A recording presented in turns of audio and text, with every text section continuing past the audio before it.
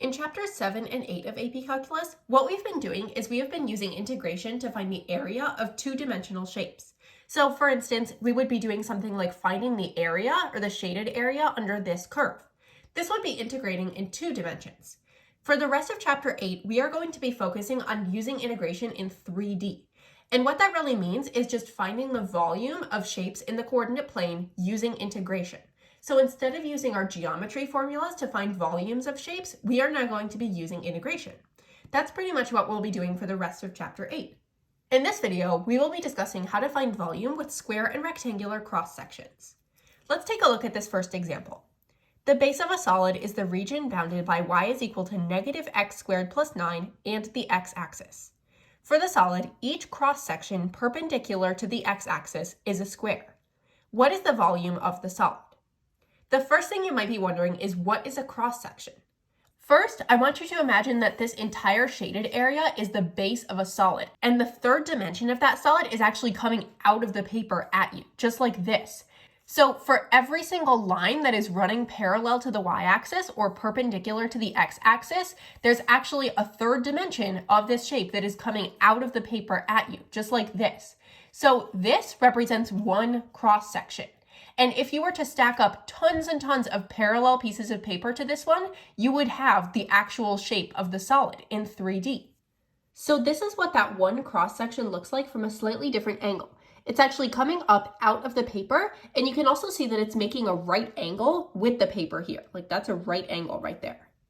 Okay, so now we're going to do a little bit more analysis with this one cross section. I'm actually just going to fold it over for now. So let's think, what is the width of one cross section? Now, in terms of the 3 dimensions, this is what I'm thinking of in terms of length and width and height. So length would be like, how long is it this way? The height would be how far is it coming up out of the paper? What is that distance that it's coming up out of the paper? That would be the height. And then the width is how long is it, or how wide is it along here? So the width is actually going to be controlled by this function right here. Y is equal to negative x squared plus 9.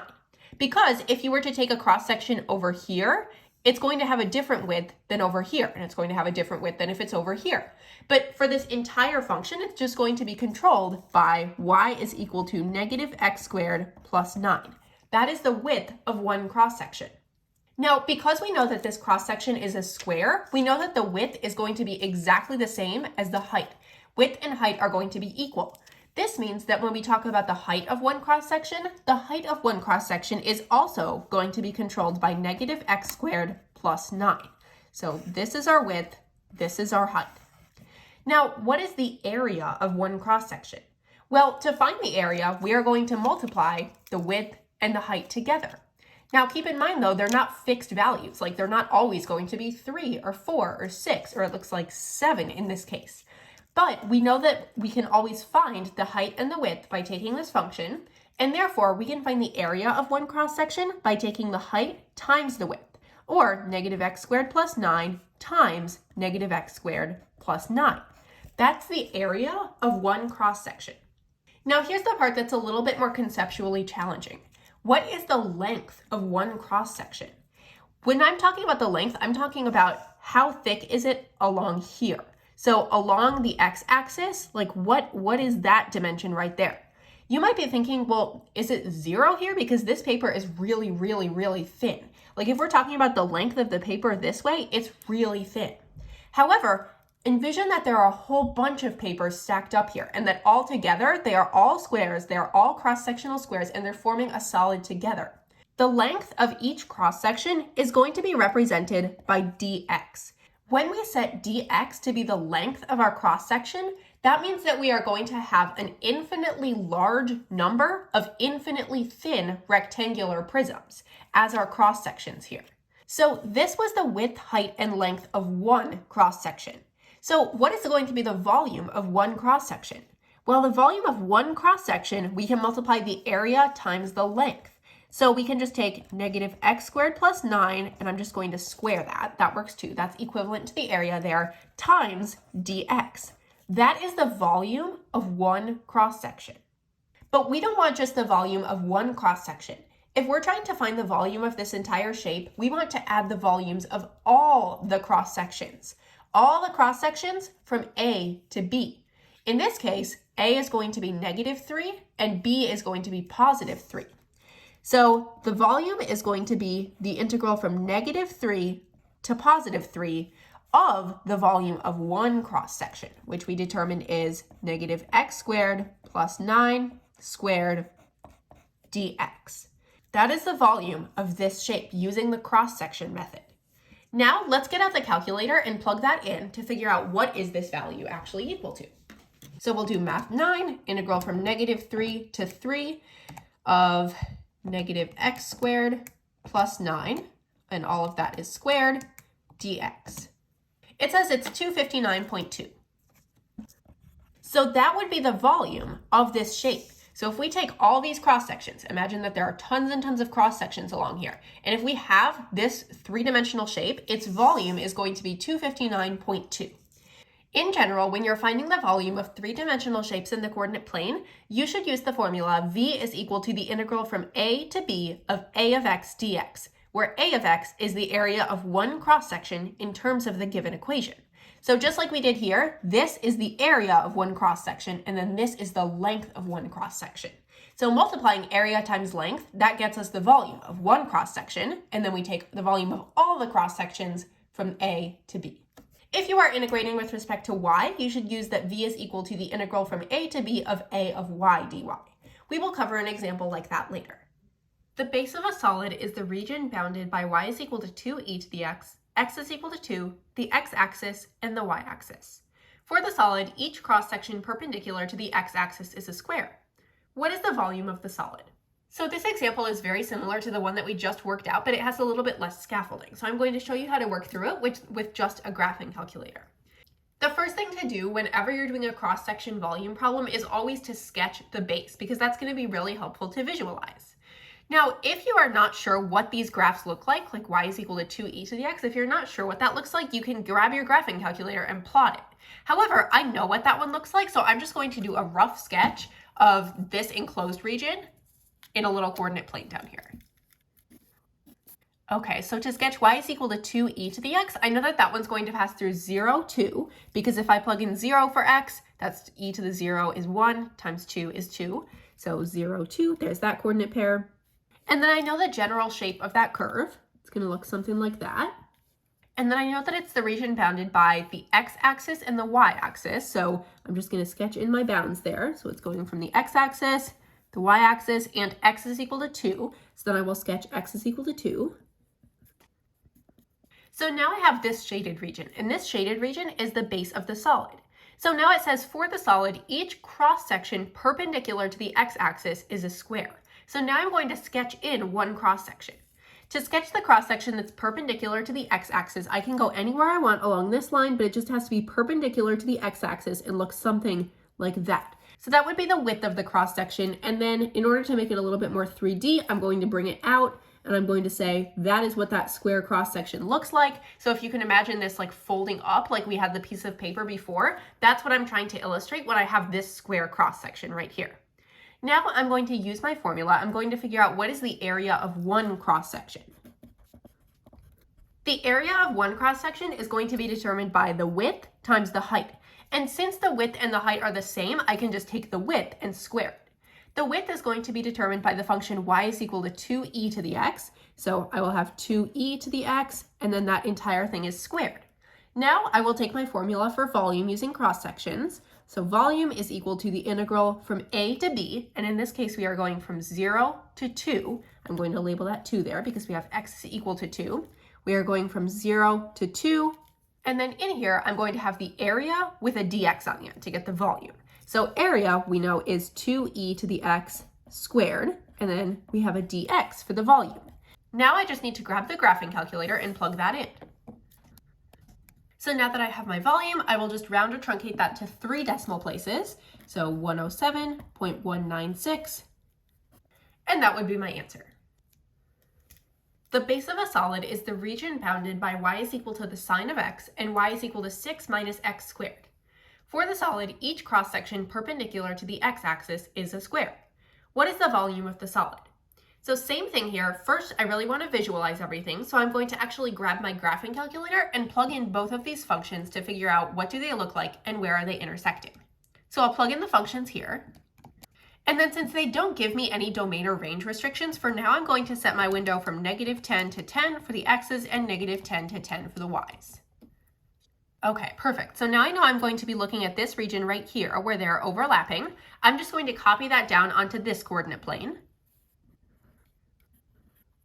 And then I need to figure out and I need to list the points of intersection of these functions, because I need to know when I'm doing my integral from a to b, what is a and what is b? What are those points? So I'm going to find the points of intersection. First, I'm going to find this one over here. Okay, so there's that point of intersection. So I'm just going to jot that one down. It's very important that you hang on to all of the decimals that the calculator gives you here, because you can only round or truncate when you're done with the problem. Then I will find the other point of intersection, and I'll copy that one down.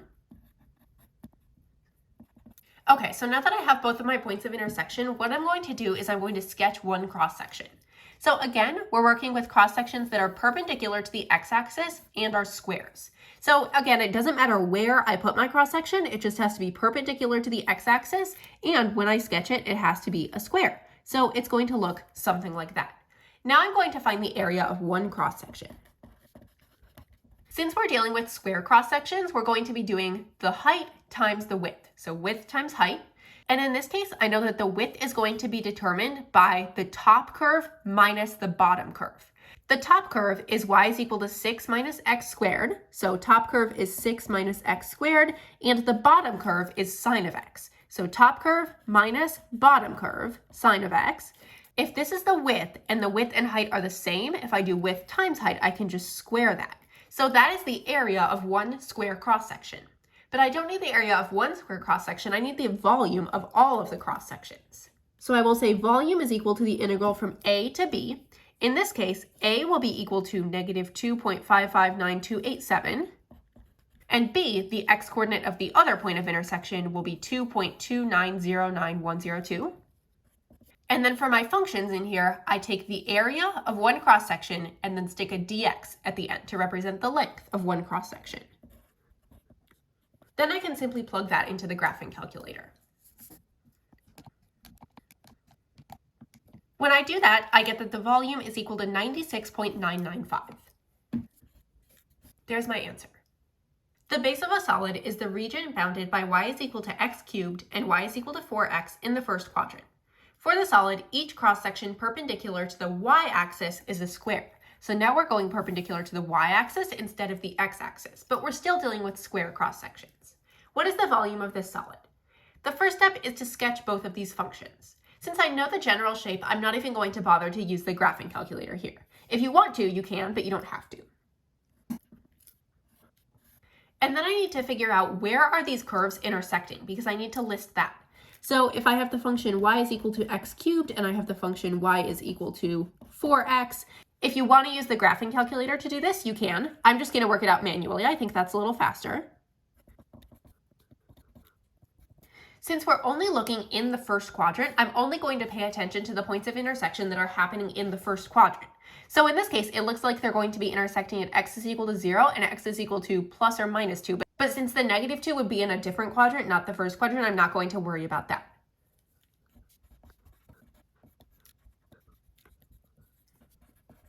Now I have my statement that these functions intersect at 0, 0, and 2, 8 in the first quadrant.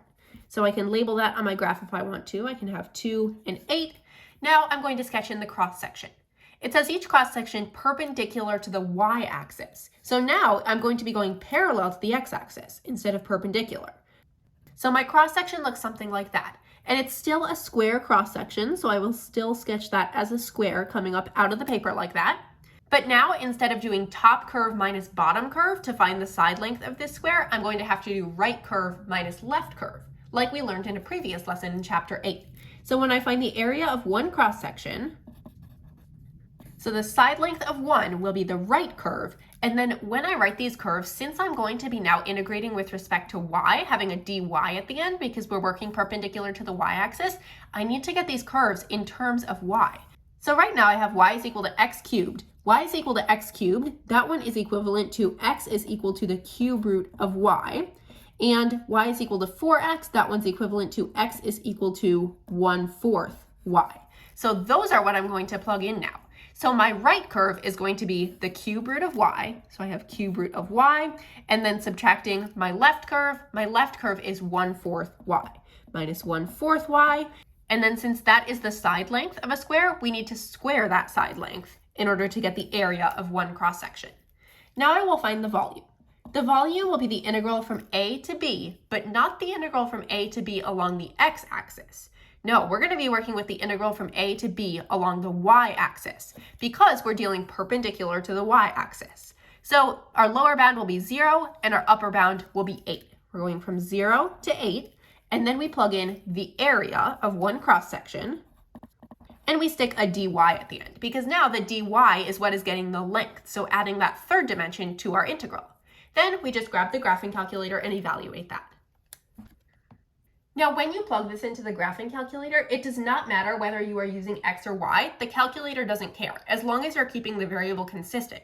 So when I enter this one into the calculator, I'm actually just going to do x to the power of 1/3, or cube root of x, minus 1/4 x, and then squaring that entire thing with a dx at the end. It's going to give the same answer as if you were doing it with y down here, as long as you're keeping the variables consistent. And there's my answer, 2.438.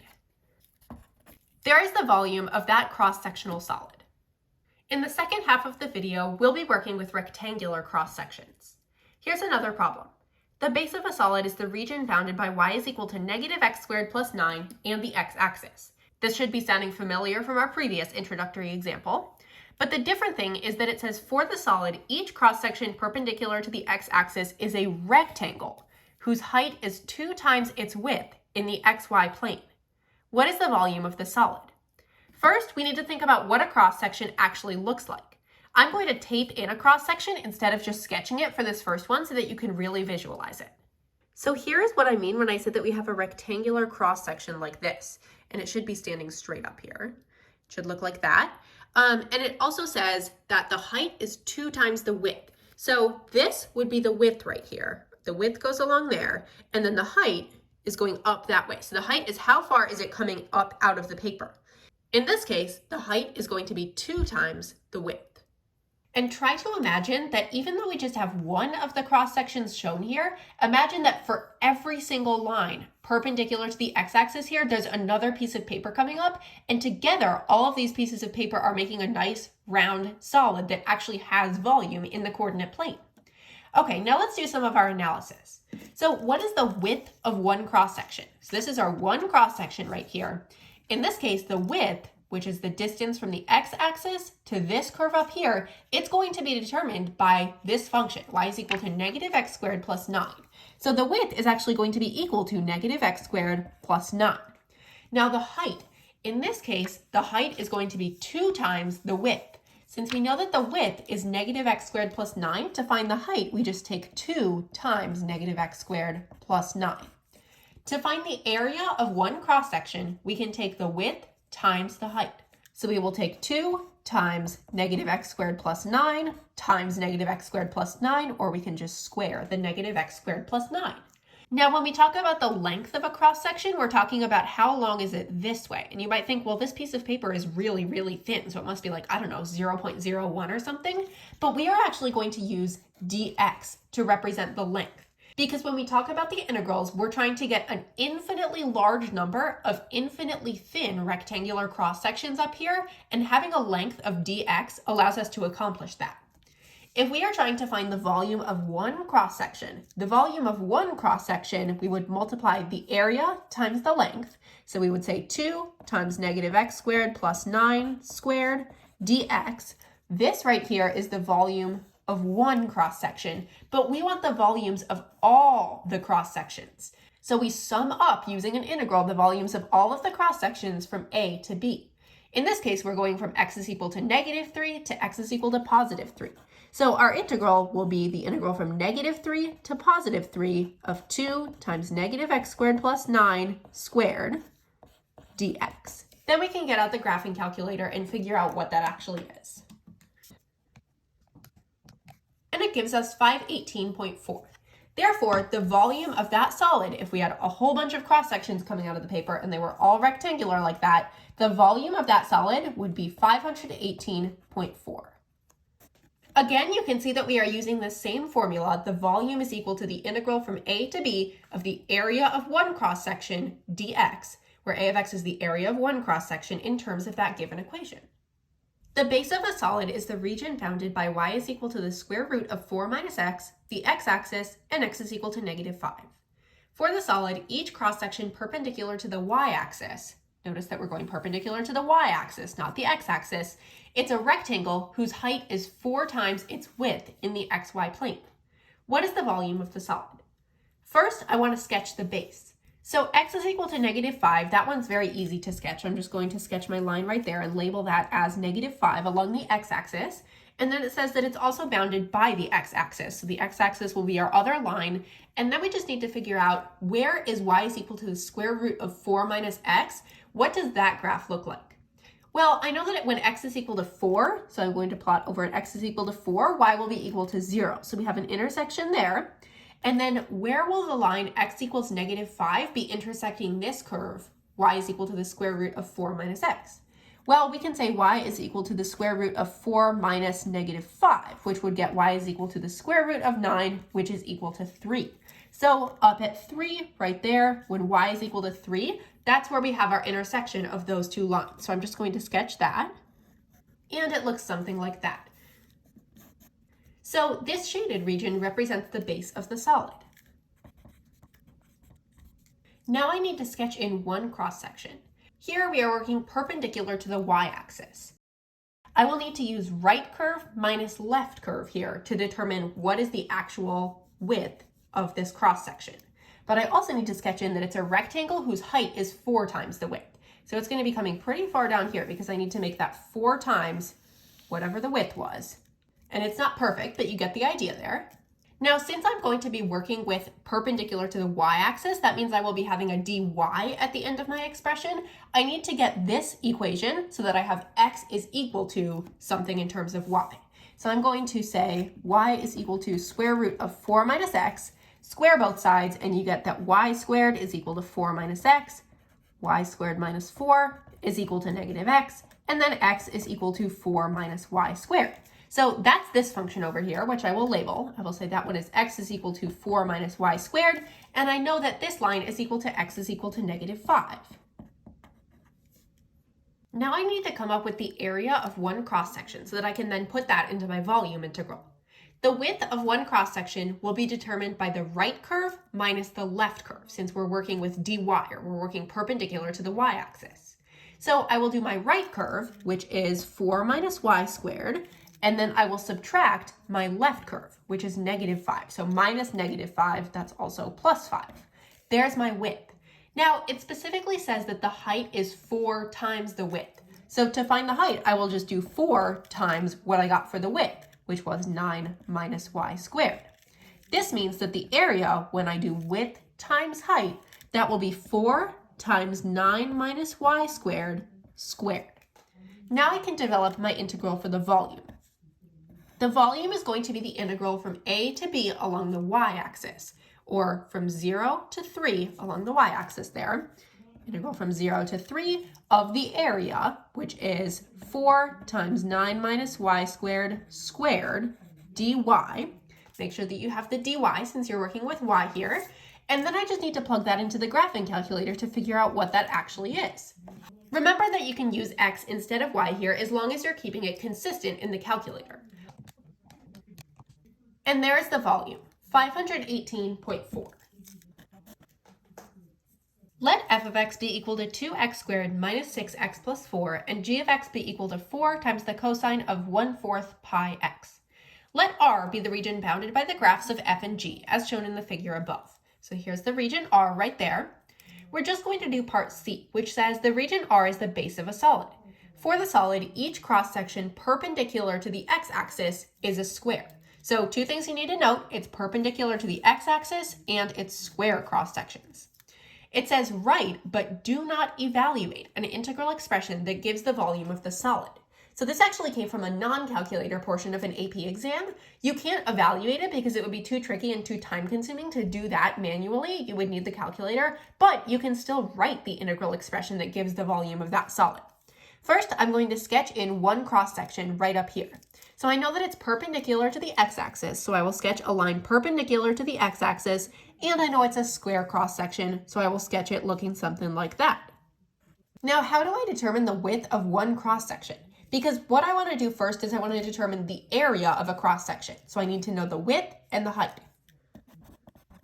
The area of one cross-section will be determined by the width times the height. The width in this case will be the top curve minus the bottom curve. The bottom curve is the parabola because that one is the upward facing parabola. So this one is f of x. That means the top curve is g of x. So the width of that cross-section will be g of x minus f of x times the height. Since the height is the same as the width, because it's a square, we can just square that to get the area of one single cross-section. Now when I go to write my volume integral, I will be going from 0 to 2 because we're going perpendicular to the x-axis along the x-axis. We're going from 0 to 2. We take the area of one cross-section, g of x minus f of x squared, and then we stick a dx to account for the length of one cross-section. That is what the volume is equal to. Now the last thing I'm going to do is I'm going to substitute in the actual values or the actual functions for g of x and f of x into this integral. One thing to be mindful of is make sure that you put parentheses around this entire second function because we are supposed to be subtracting the entire f of x function. This would be an appropriate answer for this problem. It says write but do not evaluate that integral expression. And we have written the expression, we don't need to evaluate it. The functions f and g are given by f of x is equal to the square root of x and g of x is equal to 6 minus x. Let R be the region bounded by the x-axis and the graphs of f and g as shown in the figure above. Part A says find the area of region R. This is actually going to be kind of a throwback from our previous video on lesson 8.4, 8.5, and 8.6, which you can go and watch if you need to. In order to find the area, we need to take the top curve minus the bottom curve, or the right curve minus the left curve. In this case, I'm going to go with top minus bottom, but I'm going to have to break this into two separate areas. First, I'm going to develop an integral expression for the area. So the area of region R, that will be the integral from 0 to 4, because right now I'm just focusing on this section, the integral from 0 to 4 of the top curve, which is rad x, minus the bottom curve, which is actually just 0 right there. So rad x dx, and then I will add the integral from 4 to 6 of the top curve minus the bottom curve. Again, the bottom curve is 0, so if I'm doing top curve minus bottom curve, that's just top curve minus 0, or just top curve. And the top curve is 6 minus x. So integral of 6 minus x dx. Now I just need to evaluate what this is using the fundamental theorem of calculus.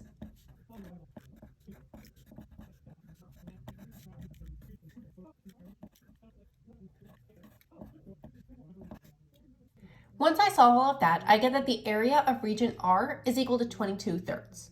Now part B says the region R is the base of a solid. For each y between 0 and 2, the cross-section of the solid taken perpendicular to the y-axis, this is very important because this tells me that I'm going to be using dy and going along the y-axis to find my bounds, is a rectangle whose base lies in R and whose height is 2y. Write, but do not evaluate an integral expression that gives the volume of this solid. So when I'm finding the area of one cross-section, I already have the height. They gave me the height and it's 2y. So now I need to sketch it in the cross-section, and it says it is perpendicular to the y-axis. So I'm sketching that in right there, and it's that rectangle. The height is equal to 2y, and I just need to find what the width is. So I already have the height. Now the width, I need to take the right curve minus the left curve. The problem is that right now they are giving me these curves in terms of x, and I need them to be in terms of y because we're dealing with the y-axis here. So when I have f of x is equal to rad x, if I have y is equal to rad x, that will give me x is equal to y squared if I isolate x. And then for g of x, I have y is equal to 6 minus x. Rearrange that one, and you get that x is equal to 6 minus y. So now when I'm finding my width, I take my right curve, which is 6 minus y, and I subtract my left curve, which is y squared. So 6 minus y squared. This means that the area of one cross-section is going to be 2y times 6 minus y squared. Now when I develop the integral for my volume, that's going to be fairly simple. I know that I'm going from 0 to 2 because it specifically gave me that in the problem. So my bounds are from 0 to 2. And then I put the area of one cross section, which is 2y times 6 minus y squared. And then I stick a dy at the end to account for the length of one cross section. That would be the volume of the solid that is generated when you take those cross sections coming up from region R. Let R be the region in the first quadrant bounded by the graph of y is equal to 2 rad x, the horizontal line y is equal to 6, and the y-axis as shown in the figure above. Region R is the base of a solid. For each y between 0 and 6, so going along the y-axis there, the cross-section of the solid taken perpendicular to the y-axis. I'm going to sketch that in as soon as I get that information. So it's perpendicular to the y-axis, is a rectangle whose height is 3 times the length of its base in region R. Okay, so here's my rectangle. The height here is 3 times this length, or this width, you could say. And then it says, write, but do not evaluate an integral expression that gives the volume of this solid. The first thing I want to do is, because I know that I'm going to be having a dy, I'm integrating with respect to y, I'm going perpendicular to the y-axis, I need to get this equation so that I have x isolated and it's in terms of y. So if I have y is equal to 2 rad x, that gives me y over 2 is equal to rad x is equal to y over 2 squared, or y squared over 4. Now I need to determine what the area of one cross section is. First, I will come up with an expression for my width. The width of one cross section will be determined by the right curve minus the left curve. The left curve is going to be 0 here, so I'm just taking the right curve, which I just found to be y squared over 4. So the width will be y squared over 4, and it says the height is 3 times the length of the base in region R. The length of the base in region R, that's the width, so it's 3 times the width. So the height will be 3y squared over 4. Now I will develop my integral for the volume. The volume, and then we're looking from 0 to 6 along the y-axis, so my bounds are from 0 to 6, integral from 0 to 6 of, and then I take the area of one cross section, which would be y squared over 4 times 3y squared over 4, and then I stick a dy to account for the length of each cross section. That would be my volume expression. And it says, write but do not evaluate, so that's my answer.